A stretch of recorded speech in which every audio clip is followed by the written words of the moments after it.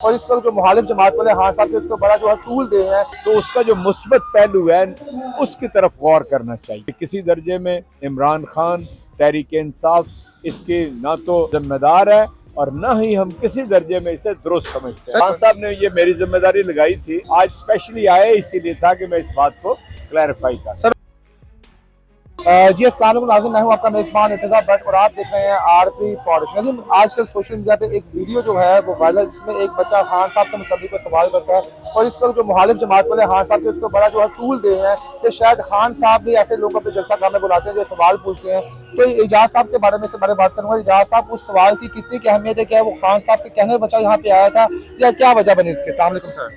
वालेकुम अस्सलाम, बहुत शुक्रिया। देखिए, मैंने वो क्लिप भी देखा, मैं प्रोग्राम में तो हाजिर नहीं था, लेकिन बिल्कुल वाज़ेह सी बात है, वो बच्चा एट रैंडम यहाँ पे आया हुआ था और हम बच्चों से बाज़ औक़ात सवाल करवाते हैं इस प्रोग्राम के अंदर। उसने सवाल में कुछ ऐसी बात कह दी कि जो नारवा है, नाज़ेबा है।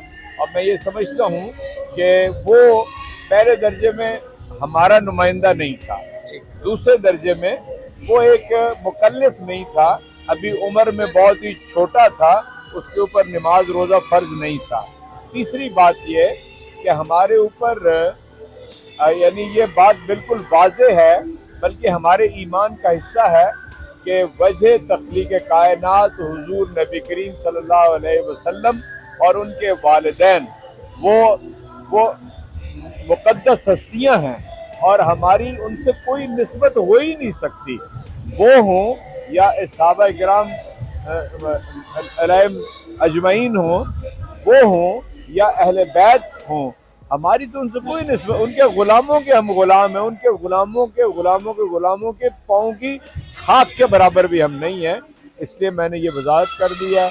इसके अलावा अगर आप इसे एक फ़िक़ही मसले के तौर पे लें, तो मैं शरई मसले के तौर पे लें तो कुरान अज़ीमुश्शान के अंदर एक आयत का मफ़हूम ये है कि हमेशा यानी कोई बात अगर किसी से हो जाए तो उसका जो मुस्बत पहलू है उसकी तरफ गौर करना चाहिए और कोशिश करनी चाहिए कि मनफी पहलू ना निकाला जाए।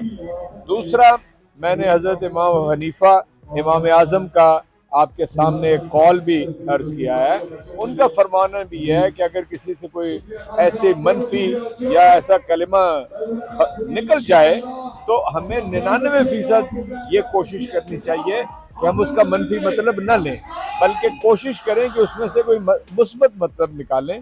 इसलिए मैं ये अर्ज़ करता हूँ कि किसी दर्जे में इमरान खान तहरीक इंसाफ इसकी ना तो जिम्मेदार है और न ही हम किसी दर्जे में इसे दुरुस्त समझते हैं। सर, जो मुखालिफिन खान साहब के वो इसको बड़ा टूल दे रहे हैं, अल्लाह ना करे वो इस चीज़ को हाईलाइट करके उस बच्चे के कुछ जान का मसला बन जाए, तो इसके ऊपर भी क्या क्या कहेंगे आप कि आइंदा अवॉइड होना चाहिए, सवाल से पहले कुछ तरीका कर होना चाहिए? मेरा ख्याल है कि हम एहतियात करेंगे और कोशिश करेंगे कि बच्चे सवाल बराह रास्त करें और कोई इस तरह के साथ तकरीर शामिल ना करें, और ये हमने एहतियात करना शुरू कर भी दिया। आज भी एक आध सवाल को रोक दिया गया। खान साहब की जाने से कुछ इसके ऊपर आया, कुछ जवाब आया? खान साहब ने ये मेरी जिम्मेदारी लगाई थी, इसीलिए मैं तो इस प्रोग्राम में पहले कभी हाजिर नहीं हुआ, आज स्पेशली आए इसीलिए था कि मैं इस बात को क्लैरिफाई कर। सर, आज जो मज़ाकरात हुए हैं और मज़ाकरात क्या कहेंगे, मज़ाकरात कामयाब हो जाएंगे इंशाल्लाह, इलेक्शन की तरफ आएंगे अपोजिशन के, या फिर कोई नया हथकंडा अपनाया जाएगा? देखिए, मैं आपको बताऊं, मेरी जाती राय में हम एक पूरी कौम के सामने ये बात साबित करना चाहते हैं कि हमारे अंदर कोई हठधर्मी नहीं है। हमसे कोई बातचीत करना चाहे और आइन के दायरे के अंदर रह के करना चाहे तो हम बातचीत, आइन के अलावा कोई बात नहीं मानी चाहिए। कोई बात हम ऐसी नहीं मानेंगे जो आइन का हिस्सा नहीं। जी, बहुत शुक्रिया, थैंक यू।